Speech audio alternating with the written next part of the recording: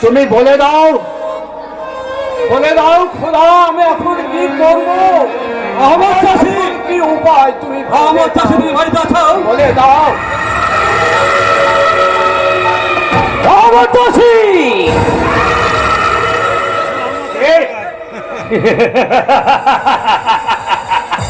আমি আমি এসেছি তোমার কাছে খাজনা নিতে। হ্যাঁ, আমি দিতে পারবো না।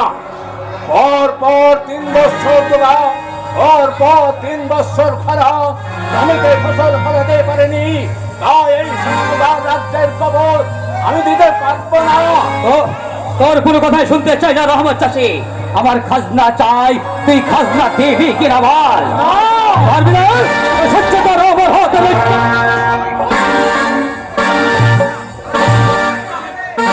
খাজনা দিবি কিনা বল। না, আমি খাজনা দিতে পারবো না। এই স্বর্ণবার রাজ্যের খাজনা আমি দিতে পারবো না। খাজনা যে কি করে আদায় করতে হয় তাই কাপড় ভালো করে পারছি। বল, তুই খাজনা দিবি কিনা? না, দিবি না? না না না না।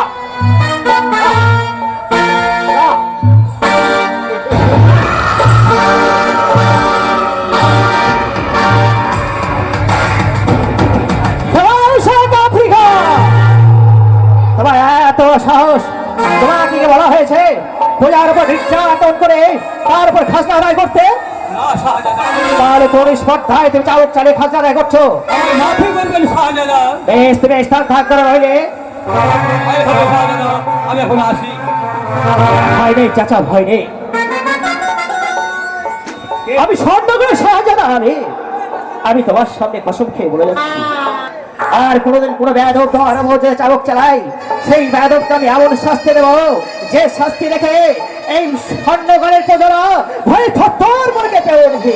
আমি এখন আসি চাচা যান, আমি এখন আসি। এসো এসো।